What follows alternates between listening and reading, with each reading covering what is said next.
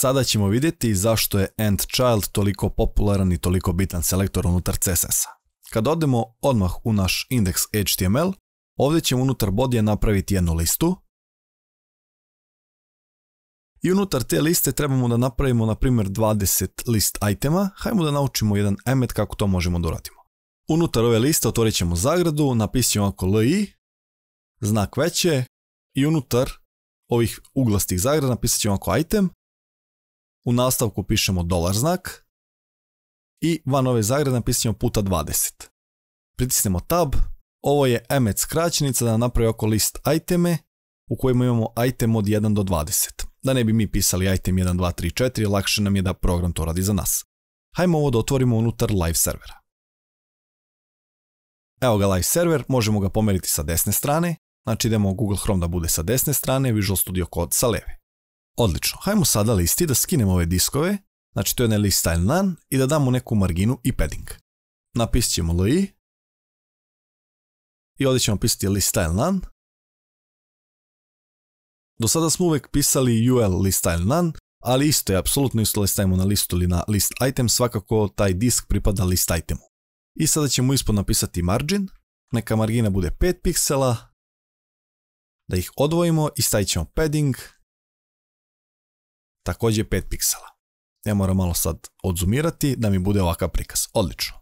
Nakon ovoga ja želim da obojim ovaj prvi item, znači item 1. Do sad smo to obično radili pomoću klase. Zadamo ovom list itemu neku klasu i obojimo ga. Sada ćemo naučiti neki drugi selektor. Hajmo ovako, li, znači treba nam list item koji se nalazi na prvom mjestu. To će vjerojatno biti neki first. U nastavku pišemo child, znači to bude prvo dete. Zašto prvo dete? Pa liste, kada pogledamo ovdje je roditelj, unutar liste imamo neku decu i first child, to jest prvo dete, bit će item 1. Hajmo da mu stavimo znači color, neka ovdje dođe indigo. Sačuvat ćemo i vidimo se promijenila boja.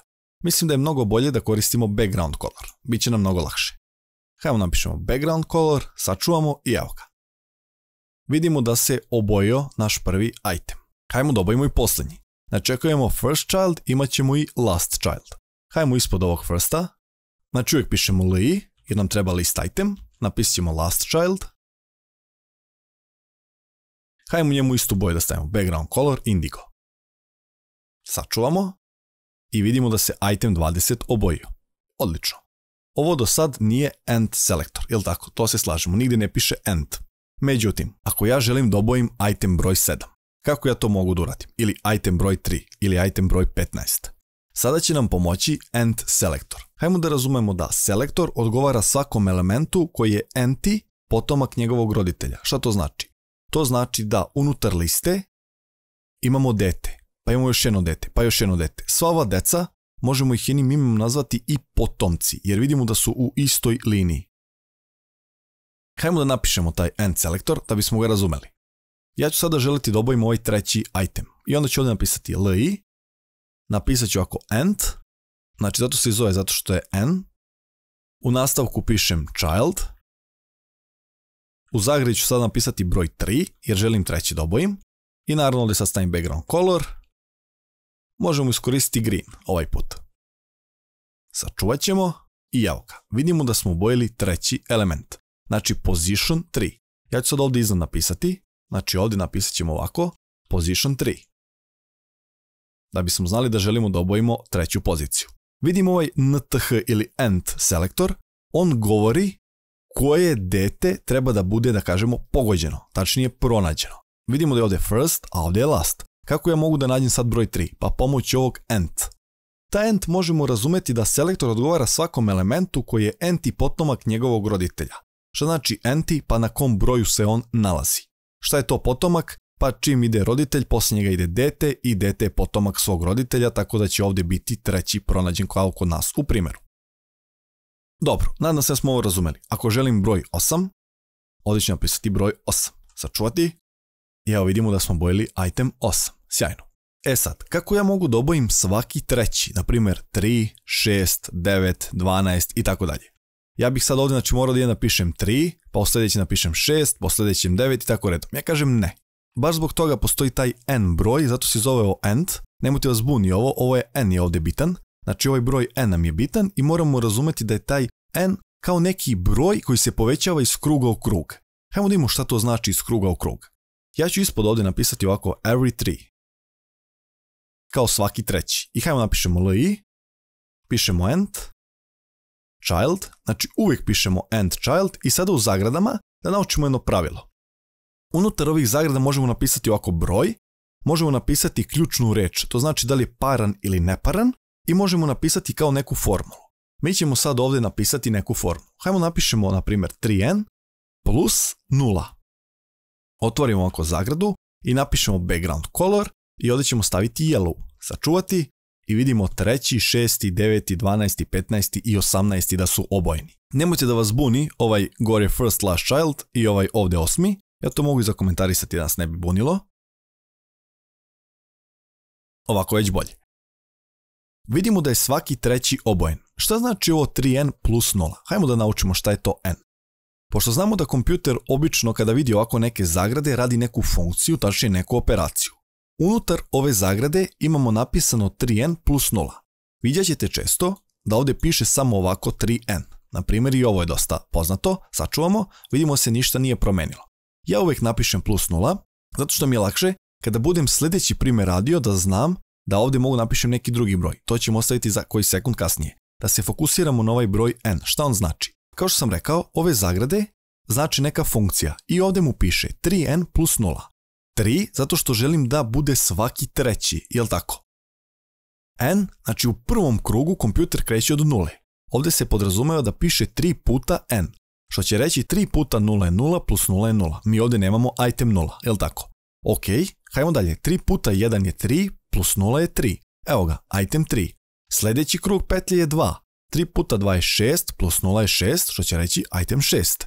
Sljedeći krug petlje je 3. 3 puta 3 je 9 i tako dalje i tako dalje.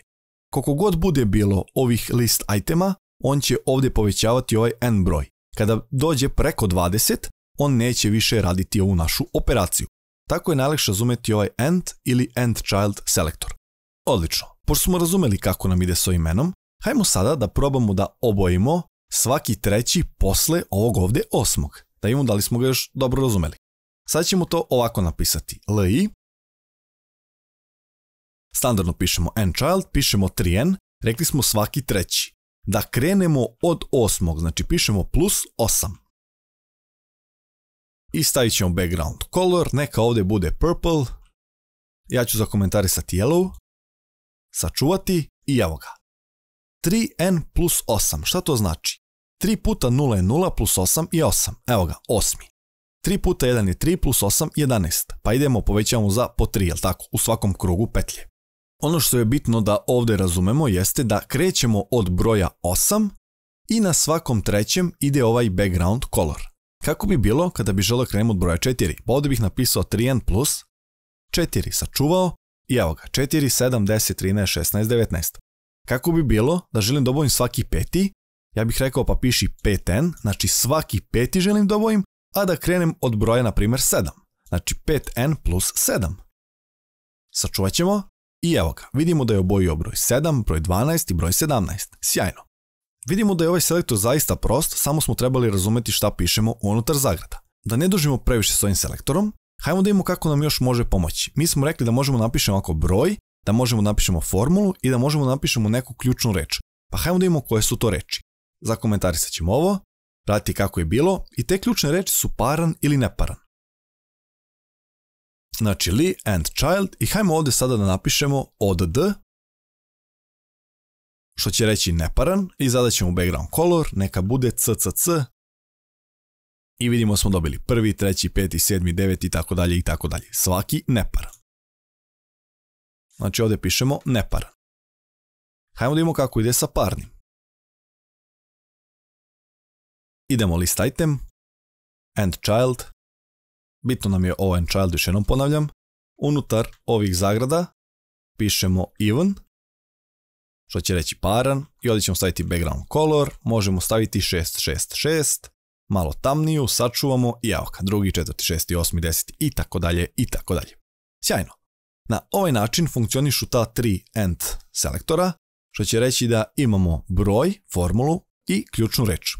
Što se tiče end selektora, to bi bilo sve za ovaj čas. Nadam se da ste ovo razumeli, jer zaista nije uopšte težak selektor, nego jednostavno samo je bio problem sa ovim zagradama šta se unutar njih upisuje.